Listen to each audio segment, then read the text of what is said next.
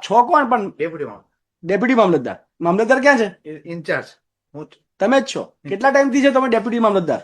8-10 વર્ષ. કેટલા વર્ષની નોકરી બાકી છે આપની? 13 વર્ષ. પૂરી કરવી છે? જી. આ વ્યક્તિ પર ખાતાકીય તપાસ થવી જોઈશે. ઇંગ્લિશ સમજો છો? હા. In November 25, you passing an order, and why the references of 2026?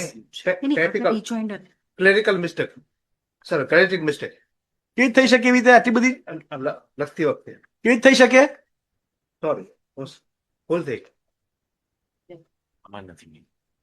બીજી કઈ ઇસ્યુ આ તમે એન્ટી ડેટ ઓર્ડર ઇસ્યુ કર્યો છે. નહીં. Clerical mistakes.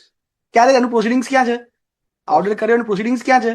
પ્રોસિડિંગ નથી એમાં. તો પ્રોસિડિંગ એમાં અમે એમને શરૂઆતમાં અમે નોટિસ આપી હતી સર, કે ભાઈ તમે કાગળિયા રજૂ કરો. કાગળિયા રજૂ કર્યા એટલે એમને કીધું કે આ સરકારી જમીન છે, અમે કેટલા સમયથી કબજો છે. અને એની સિવાય કે લેન્ડ ગ્રેબિંગ સર 2022-23 એમના હું જે સવાલ પૂછ્યું ને જવાબ આપો મામલતદાર સાહેબ.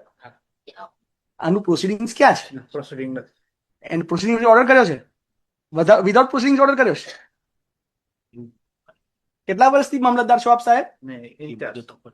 In-charge of. તો આપ છો કોણ પણ? ડેપ્યુટીમાં ડેપ્યુટી મામલતદાર. મામલતદાર ક્યાં છે? ઇન્ચાર્જ હું જ. તમે જ છો. કેટલા ટાઈમથી છે તમે ડેપ્યુટી મામલતદાર?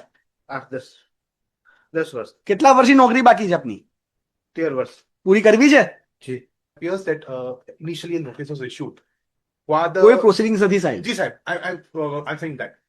While the આ વ્યક્તિ પર ખાતાકીય તપાસ થવી જોઈશે.